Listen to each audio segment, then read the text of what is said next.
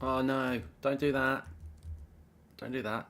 Hello everybody and welcome to the United Stand. This is your latest Manchester United news as we discuss Saudi Arabian talks that have taken place with Manchester United that may have fallen through or may have not fallen through. We'll discuss that. Some breaking news there. We'll also be talking about what Eric Ten Hag has said this afternoon in his press conference. You may have seen Beth and Charlie talking about it earlier, and some interesting information around João Felix as well.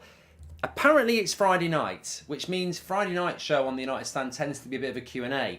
But if you think it's Friday night, you're a better person than me. I haven't got a bloody clue. I really haven't got a clue what's going on at the moment. These Christmas nights in between Christmas and New Year, I'm all over the place. So there you go. Little bit of red wine, and I'm all over. A lot of people talking about Ronaldo as well. Maybe we can talk about that. Apparently he's going to sign a two-year deal to go to play in Saudi Arabia. It's very sad. It's very sad. But look, we're going to start off about Manchester United. What is this all about? So this broke this evening from EPL World, which is a Premier League Saudi Arabian account apparently. And effectively what it's saying is that Richard Arnold, the current CEO of Manchester United, held conversations with, is it Travel Saudi? Oh, somebody in the chat will know. I've completely, my mind has gone completely blank. It's the Saudi Arabian Tourist Board, basically, as a shirt sponsor for Manchester United. And these talks had taken place, Clow, welcome to Members Club, right up to the point where a deal looked like it was going to happen. And then suddenly the talks have stopped, with the Saudi Arabian Tourist Board apparently pulling out, but nobody knows why. Bruce Wayne, Visit Saudi. Thank you very much. So Visit Saudi would have been on our shirts. Conversations and contract negotiations had apparently taken place with Richard Arnold and Visit Saudi, but are on hold or have been called off now. Just ordered my Breaking Bad Habits hoodie. Can't wait for it, says Rob. Yeah, check it out on the United Stand Shopify page and the Butcher one as well.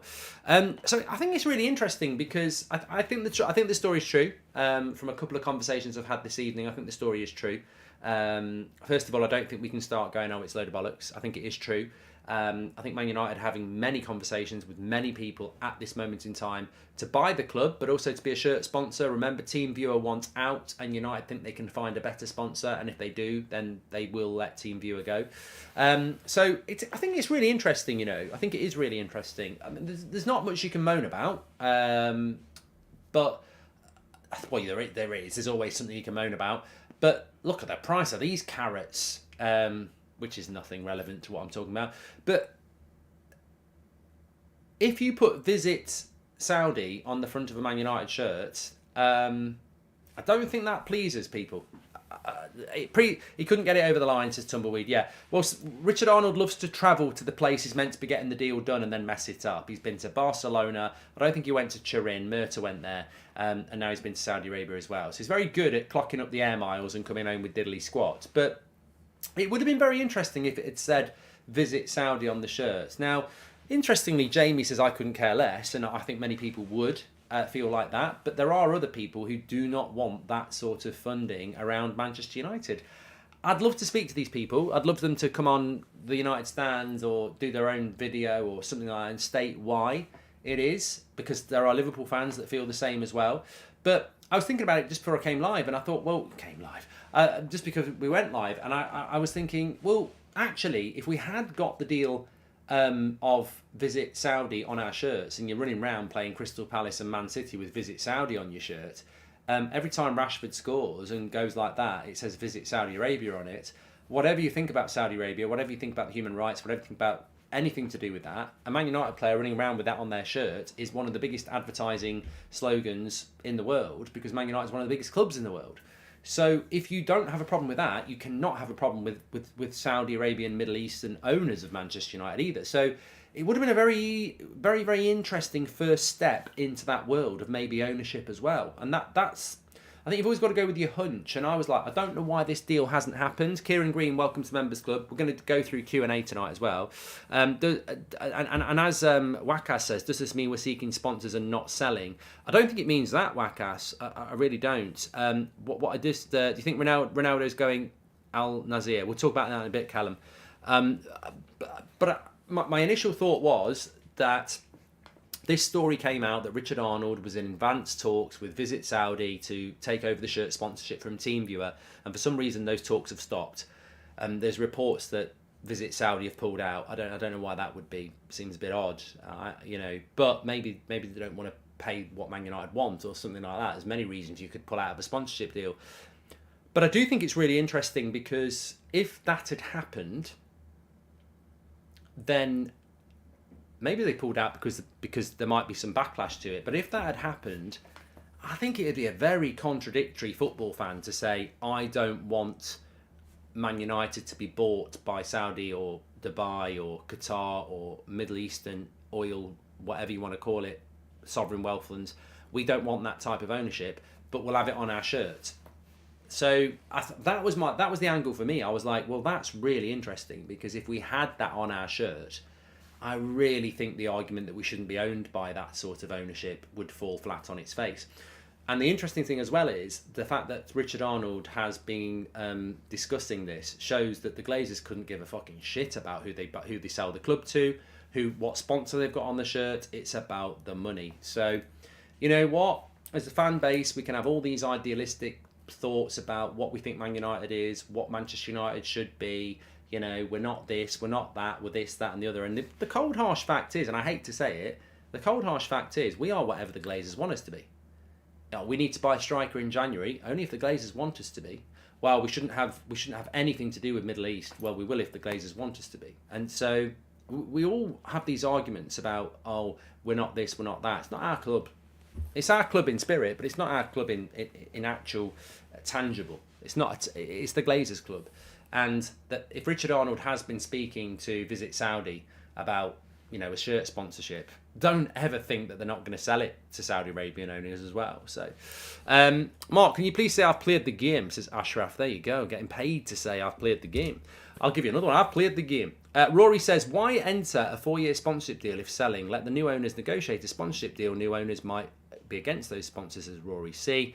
What the whole list of players that we have failed since the Glazers have been in charge, says Tom. It's quite a big one, I think.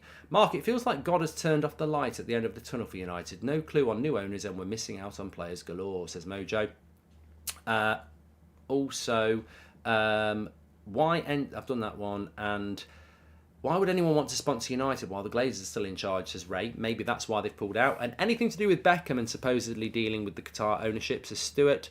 And bit silly if you think about how many people from UK fly to that area and use connections from the area to travel to other countries in the East, says SK.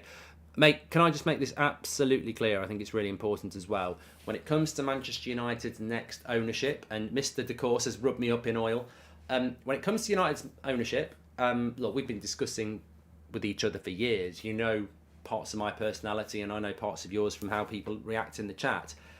I will say this to you time and time again. I will not judge the next owner of Manchester United until I know who it is. I will not be judging hypothetical owners. As much as I think that when the Saudi Arabian owners were linked to us of Newcastle, I said that's a difficult one to get your head around. There are some moral issues, but until they actually buy the club, what's the point? American investment, a lot of people have got a problem with that. I haven't got a problem at all with what Todd Bowley's doing at Chelsea. I mean, it makes Gary Neville's argument just get flushed down the toilet. We don't want American owners. Do. We don't want American owners. Do. Look at the American owners, Gary. They've just bought Enzo Fernandez, and they're going to buy Badashil, and they're going to buy Nkunku, and they're going to buy a lot more. I mean, it's stupid. It's stupid. And that's what I mean. American owners, Middle Eastern owners, Sir Jim Radcliffe type owners, whatever these owners are, I will make this pledge to you. I am not going to sit here and say, I do not want that owner. Unless it's someone like Putin or North Korea, in which case, obviously, you're going to say, don't let them anywhere near this club. But, apart from that, I'm not going to make a decision because people are just so full of pedantic dictatorship. We don't want American owners. Why don't we want American owners? Because the Glazers were bad. There might be a really good American owner. There might be a really bad English owner. There might be a really good Middle Eastern owner. There might be a really bad Middle Eastern owner. So for me, I'm just not going to say I want this, I want that. I'm just going to say ultimately the Glazers will decide, but let's see what happens. But I do think it's very interesting that this Saudi Arabian Tourist Board has been in talks with Richard Arnold, the CEO of Manchester United, to be our shirt sponsor. I think that's really interesting. Owen, welcome to the United Stand Members Club. And whether it happens or not, to me, is irrelevant, because it's the fact that we've had those conversations, you know. I think it's interesting. Thoughts on Ronaldo, says Govind. I'm going to cover the Ronaldo thing very, very quickly. So Ronaldo is apparently about to sign a 2-year deal with a Saudi Arabian club. Maybe Ronaldo can buy a stake after his new deal with Al Nassr is done. He's getting paid, to Stephen Rossi. I'm very sad about Ronaldo. I refuse. I mean, it's just not who I am. I can't stick the knife into somebody that has been a huge part of my football life. And I love Ronaldo, the player. I think he's absolutely fantastic. I don't know Ronaldo, the person, so I don't need to care about that. You know, I know footballers that are legends of United who are complete knobheads in real life. 2 or 3 of them are on the telly. But that doesn't matter. They were legends as players. They're knobheads as people. It doesn't matter. I don't care what they're like off the pitch. It doesn't impact on me. What they did on the pitch, they provided moments that were great, and now they don't. It's over. But they're still legends of the club.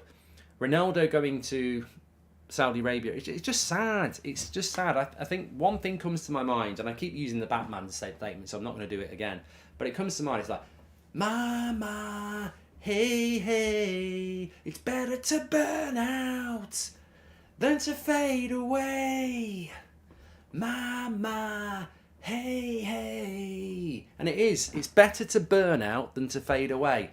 And I've spent a lot of time thinking about this on Christmas, over Christmas, because I think about it personally. You know, I'm not Ronaldo, but I do something that it's always like, have you reached the top of the mountain? Is there still places to go?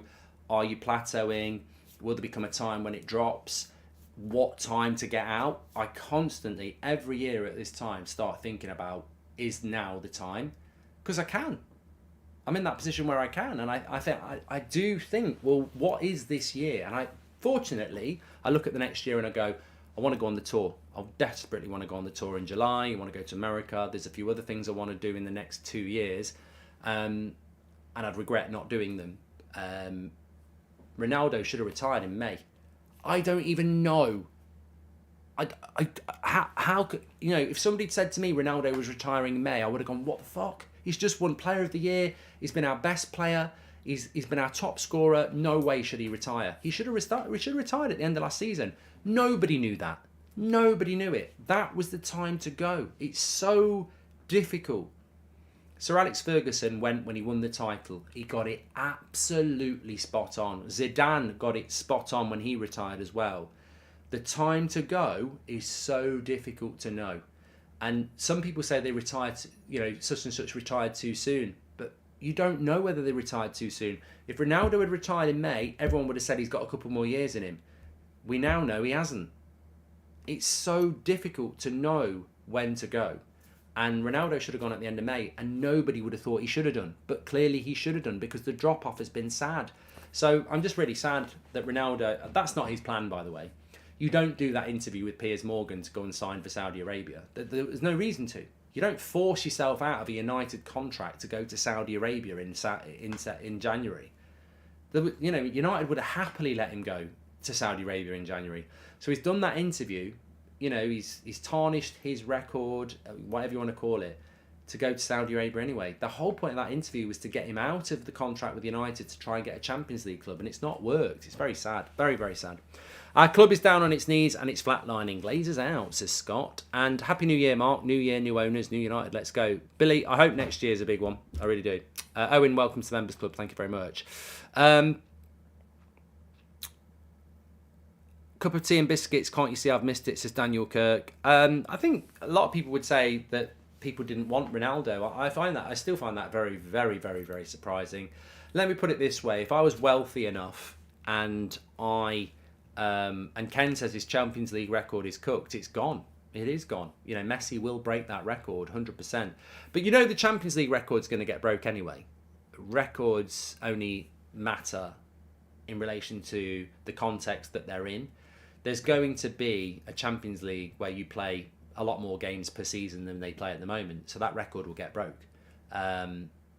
It's like Verstappen breaking the Formula One record for wins in a season, but there's way more races now. So it will go anyway. But Mark, don't go anywhere. We love you, says Nick. But yeah, look, it's a very epic, and I find myself in this position plenty of times after a glass of red wine, where I just sort of live in this world of passion and thought. And I was actually having a chat last night with somebody over a glass of red wine about Ronaldo, the Ronaldo effect, and you can use it in life on so many things. You can use it on relationships, you can use it on jobs, you can use it on houses, on cars, all sorts of things. Knowing the time to get out at the right time is a gift. It's a skill. It's a skill.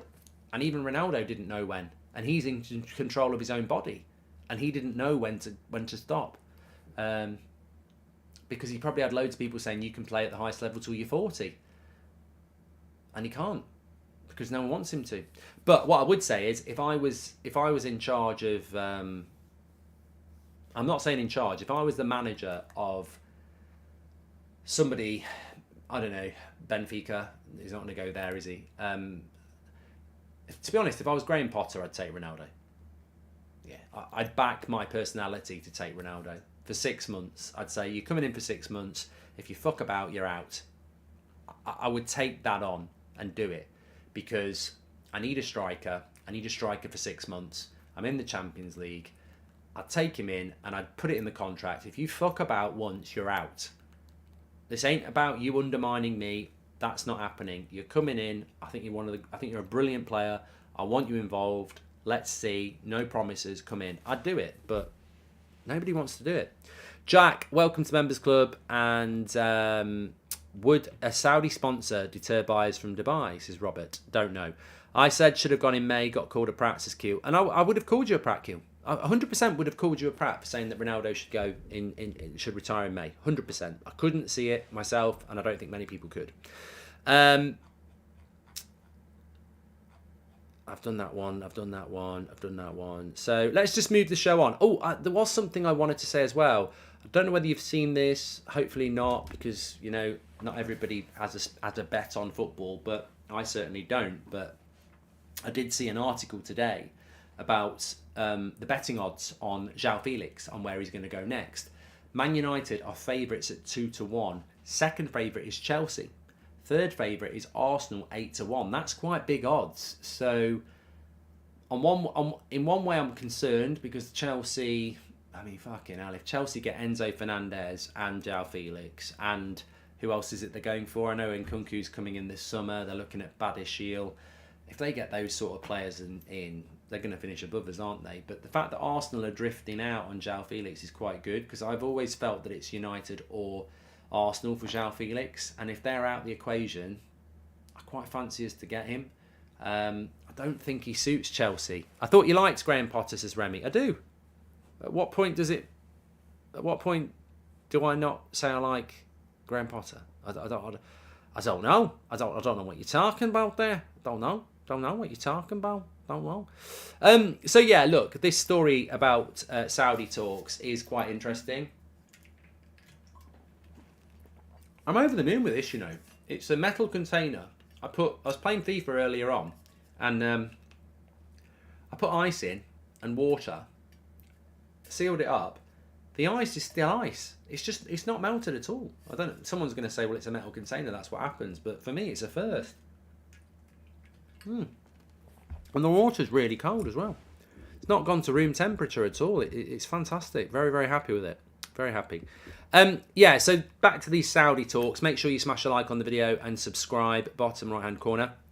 Don't forget, tomorrow we've got a match. Man United are playing lunchtime kickoff tomorrow. And can I just say, in the words of ABBA, Happy New Year, Happy New Year. I wasn't going to sing that. I was going to sing Voulez-vous, because can we just take a... I mean, they're not going to care that we laugh at them, but can I just take a moment to laugh at other football clubs? Because we are playing at 12:30 tomorrow, yeah? So that means that by 3 o'clock, match reaction's done. We've got New Year's Eve ahead of us. no interruption at all. Man United's game is done by 3 o'clock. The Goldbridge match reaction and player ratings are all done by 3 o'clock. Get on with New Year's Eve. Get down the pub. Get the charades out. Let's play champagne ping pong. It's all there to enjoy. If you're a Bournemouth, Crystal Palace, Fulham, Southampton, Man City, Everton fan, Newcastle, Leeds, you're kicking off at 3 o'clock. By the time that's all over, it's 6 o'clock. It's all a big rush. If you're an Arsenal fan, it's even worse. Brighton against Arsenal, 5:30 on New Year's Eve. It's 8 o'clock before you're finished. Swivel on some of that. Swivel on some of that. I'm bloody loving the United kick-off time tomorrow. It's bloody brilliant. 12:30. New Year's Eve. Would you like Gakpo to flop at Liverpool? It would show that Erik ten Hag is not infallible in his transfer targets. I don't think he will, Rory. I don't think he will. Hi, Mark. Thanks very much for all the class content. You and the team are pure legends, says Gary. I think this is actually end-of-year show, isn't it? It's sort of turned into that now. There are good and bad people everywhere. We were just unlucky we got the Glazers, but that doesn't mean the next owners will be Glazers 2.0, says Jack. And hi, Mark. Do you think if we get Felix in January, it will be better in the long run than if we got Gakpo? I do, Nicholas. I do. I really do think that. I think with João Felix, if we did get him, it will end up being like getting Casemiro instead of De Jong. Ten Hag wanted De Jong. Casemiro is better. Ten Hag wanted Timber. Martinez has worked out much better. Ten Hag had wanted Gakpo. If we get Felix, he's much better. Ten Hag's not perfect. I think he's the right manager for United. I'll back him. I want him to do well. I'm 100% behind him. But he's not perfect. Timber over Martinez would have been a mistake. De Jong over Casemiro would have been a mistake. And Gakpo over Felix, if we can get Felix, hopefully that would be a mistake as well. But we've got to get Felix first. Ten Hag must be absolutely fuming looking at the business being done by the likes of Chelsea for Potter. Ten Hag must be going mad at the board, says Harry Perlman. And what are your thoughts on Ahmad tearing it up at Sunderland? Should he be given a chance next season, says Ruben. Next season, yeah, I agree with that. I'd rather Saudi owners than the Glazers. Britain does a lot of trade with Saudi Arabia. We can't ban them from buying our football clubs, says Lawrence Phillips. Thank you very much for your super chat there. I just wanted to bring some bits in from the Ten Hag. So just if you've tuned in a little bit late, there's been apparently Richard Arnold, the CEO of Manchester United, has held talks with the Saudi Arabian travel industry to put... I can't remember I forgot it again. Travel Saudi or something like that on the front of the shirts. This has apparently fallen through, even though it was very advanced, which then leads you to think, well, if we're having talks with Saudi Arabian businesses about going on our shirts, why would we not be having talks with them about buying our club? However comfortable people are about that. Man United focused yesterday's training session on trying to keep possession away from an aggressive pressing defence. It would appear that Erik ten Hag has pinpointed this side of the game as an area United can improve on. That's from the Manchester Evening News. There was something I wanted to bring in from the press conference. Why is my nose running again now? Oh. I meant to be doing Liverpool-Leicester. Watch along at 8.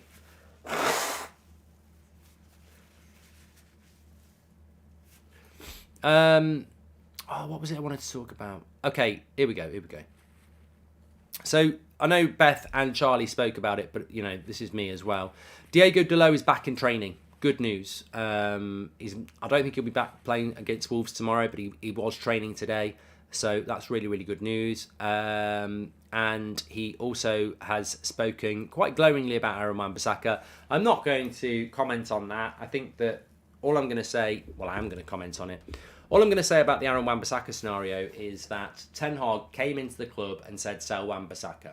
Didn't use him, was asked about him in the January market and said, get rid of Aaron Wan-Bissaka, and he's now using him. What Ten Hag is learning at United is that you do not get treated like you do if you're Pep Guardiola at Man City or you're Jurgen Klopp at Liverpool. You don't get to say, I want rid of those players. You end up having to use them. And this is, Ten Hag's not the first. Mourinho had it, Van Gaal had it, Solskjaer had it. You can't come into Manchester United under the Glazers and say, move those players on, they're not the right sort of player for me. You end up having to use them. And, it's a shame. Hopefully if we get new owners that will change, but I don't really have anything else to add to that. I like Wan-Bissaka, but he's not the right back for Ten Hag, but he's going to have to use him because that's what the club do. They basically will say, previous manager spent a lot of money on him, you're not selling him, and then you end up going, I don't want to use him, and then you end up having to use him because one thing United's board is, it's stubborn. They'll just go, well, Wan-Bissaka's not going anywhere. He's not going anywhere. He's not going anywhere. Oh, Delo's injured, you better use Wan-Bissaka. And that's what's happening here. Ten Hag is having to use Wan-Bissaka, and I'd be very surprised if he leaves in January, even though there's 3 or 4 clubs that want to take him on loan. Is it just me who doesn't really rate Felix? Like, he's class, but he's not really doing anything for Madrid, so can't see him adjusting to the Prem, says Luke. I don't think you're wrong, Luke. He might not work well in the Premier League, but I also believe that he signed for completely the wrong club. I don't know what he was thinking, his agent was thinking, or Atletico Madrid were thinking. It was never the right player for Atletico Madrid. He's not... I think you can play up front for Atletico Madrid and score goals, but not if you're João Felix. He's not... It just doesn't suit the way that Atletico Madrid play. And I think there is a diamond in the rough there. One thing I would say, and I think, a few people have said it, how do João Felix and Bruno Fernandes work in the same team? I think that's a good point. Would you rather Vlahovic than Felix? He's proven number 9 and a good one. I'd rather try and get him on loan, says Leo J. I don't see how you get Vlahovic on loan. I don't. Jamie Wayne says Felix is 23 and he's got massive potential. I do. I agree. I think there's a diamond in the rough there. I really, really do. But talking about strikers, Ten Hag did say this in the press conference today. We are looking for the right player for our squad, and that has to match the sporting criteria, but also the financial criteria. And what I was just saying about Wan-Bissaka there, Ten Hag has almost been beaten into submission. He didn't want Wan-Bissaka. He wasn't picking Wan-Bissaka, and he kept telling the club to move Wan-Bissaka on. He's now starting him. It's classic United under the Glazers. They will beat a manager down until they do what they want them to do. Pep Guardiola at Man City, Jurgen Klopp at Liverpool, Chelsea do it as well. If you walk in and go, I don't want that player, the club will go, well, you didn't even buy that player, so we'll move that player on for you and get your own player in because we want to back you. At Man United, you walk in and you go, I don't want that player, I didn't buy that player, I need a better player than that. And United will go, yeah, we're not selling him. We're not selling him. Well, I won't use him. We're not selling him. And basically you get beaten into submission. And that's what's happened there. And that's what's happening with Ten Hag now. I mean, he's even coming out with updates that we're looking for players, but it's got to match the financial criteria. And what is that financial criteria? Basically, I'd love to buy Enzo Fernandez, but we've got no money. I'd love to have bought Gakpo, but we've got no money. So in the space of 5 months, Ten Hag has woken up to the reality of Manchester United, which is they'll back you in the first summer and then they'll fuck you over in every other one. And that's what's happened. And as I say, there is no argument to say, well, he got backed in the summer, because that's not being backed. It's not. Man United are not a football club that needed 1 summer of backing. We've not won the title in 10 years. We've not won a trophy in 5 years. We very rarely qualify for the Champions League. We needed 4 or 5 transfer windows in a row of backing. He got 1 summer and that's it. The money's gone. One thing that does come to mind though is if I was Erik Ten Hag and I knew this was going to happen, I would have said, don't buy Anthony. I know I really wanted Anthony and I would have been pissed off if we didn't. But if you knew you were going to have no money in January at all, I wouldn't have spent what I spent in the summer. I would have kept some back. I'd have gone, don't spend 85 million on Anthony. It's too much. Just get me Gakpo for 35 and keep 50 for January. It seems really odd that we spent over £200 million in the summer and then there's nothing left in January. And I know how we could create having more money in January. That would be to not have overpaid on 2 or 3 players. But it comes across to me that Ten Hag had no idea that there wouldn't be any money in January based on what was spent in the summer.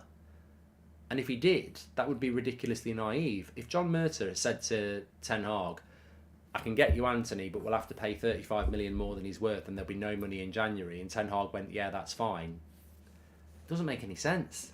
Because why would you leave yourself with nothing in January after a World Cup and knowing that everyone else is going to spend it? It just seems...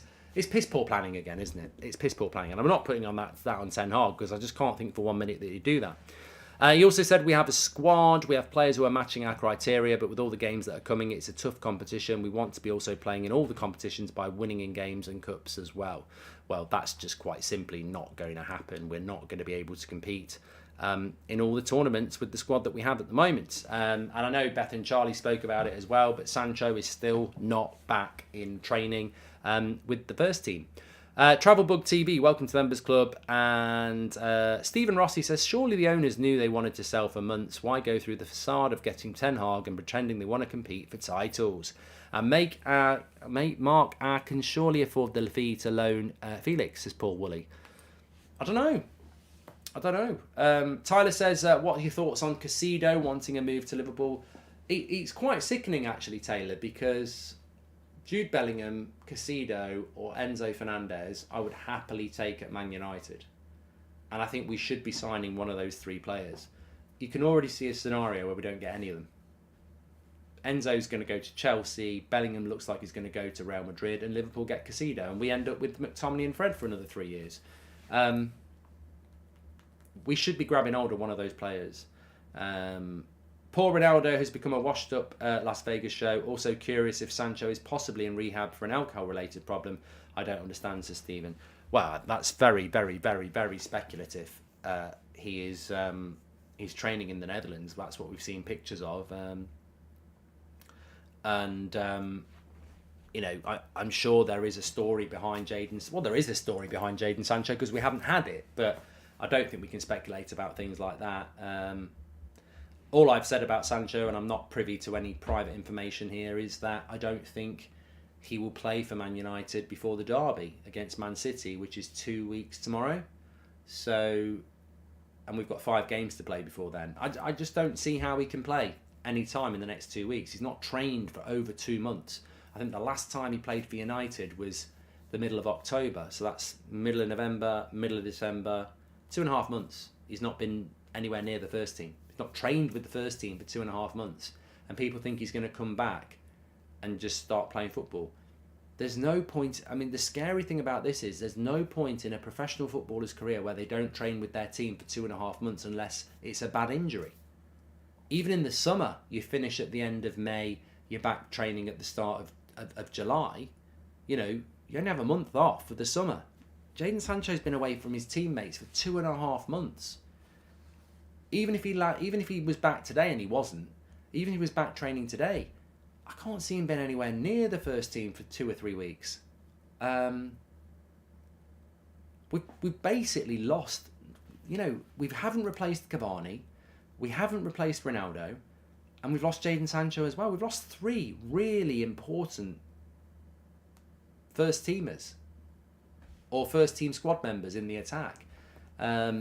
And some of that's not United's fault. It's not. You know, the Sancho thing is not on the Glazers. It's not on Ten Hag. It's not on Richard Arnold. It's not on John Murtough.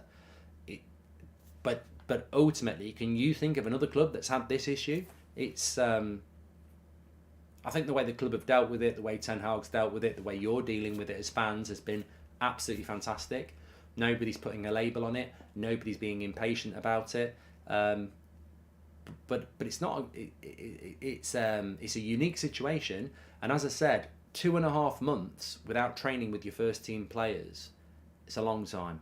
And you know, I know from players at United that they're very supportive, but they are concerned because it's in their careers. It's not normal, and that doesn't mean it's abnormal. But what they're saying is it's concerning because he's not been there for so long, and it wasn't expected that was going to happen. And some of these players have been to the World Cup, come back, and he's still not there. So there's concern.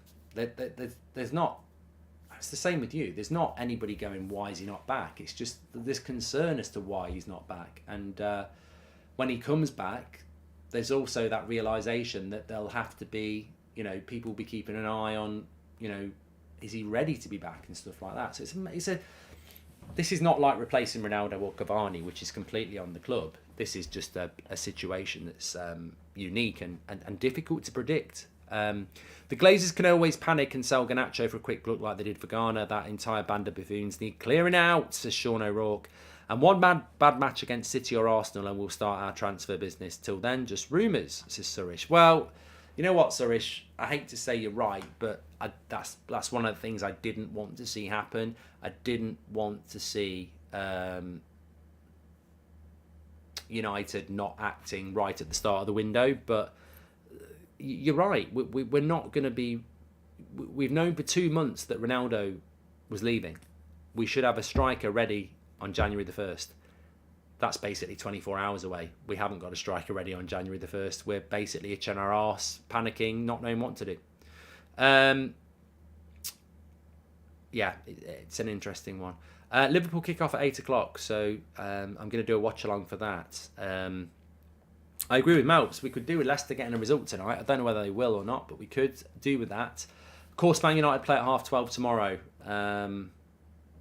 What are my hopes for 2023? Because tomorrow I will be live with you again before the end of the year, but it'll be a watch along tomorrow. It'll be a match reaction, and I won't be live with you again until the new year, where we actually sit and have shows like this. What are my hopes for 2023 for Manchester United and for all of us? Well, the thing is, I can guarantee if things go to plan, the things we're going to do with the United Stand are going to be really exciting for this community in 2023. And I look forward to that. In relation to Manchester United, the thing that binds us, I don't know. I think there's so much uncertainty. Owen wants a pint with me and Sean Dyche. That would be good fun. My hopes for 2023 is that we sell quick, because although the Glazers selling is a good thing, we're still losing because of it. Like, even if they sell in 2023, we've still missed out. There's players that are, Cody Gakpo, Enzo Fernandez, they should be wearing United shirts and they're not. Doesn't matter who the new owner is, they can't go back in the past. Those players will be wearing our rivals' shirts. So I want the sale to happen, and I want it to happen quick. I want the sale to be, I want it to be like Chelsea.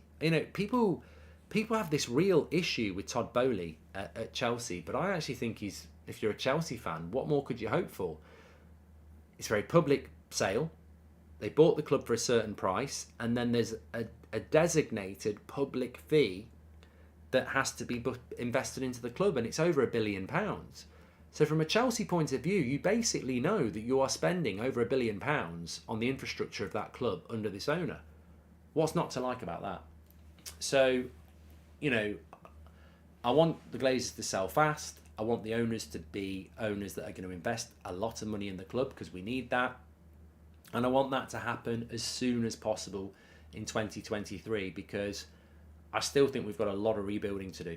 I think we're a long way behind, and I think that teams like Chelsea and Newcastle are ahead of us, really. We're ahead of them on who we are, Manchester United, but their actual building process, they're ahead of us. Arsenal are ahead of us. Liverpool are ahead of us, obviously, and Man City are ahead of us. I mean, our natural position of things at the moment on rebuilds is probably 6th. I think we're ahead of Spurs, even though they've got a better stadium, because I think we've got the better infrastructure and plans to sell the club. I think Spurs are probably behind us, but we're probably 6th. So 2023, I just hope that we get this sale done. It might not be the golden ticket we want it to be. I think it will be better than the Glazers, but it might not be perfect. But I just want it to happen and get on with it quickly. If we're getting Visit Saudi on the shirt, that means nobody from Qatar are buying the club. There's no way they have Saudi on the shirt, says Dazo Bear. Yeah, you could read it into many different ways, couldn't you? You could do. Anyway, look, thanks everyone for watching. I've really enjoyed the show tonight. I hope you have as well. If you're up for a little bit of football, I'm going to be on That's Football watching Leicester's visit to Anfield. I was meant to be live 2 minutes ago. I'll actually be live in about 5 minutes. So I will see you over there. I will push you over there now. Don't forget tomorrow morning to tune in at just after 11 o'clock for the watch along. Man United at Wolves. We need to win tomorrow, but tune in to That's Football. I'll see you in a minute.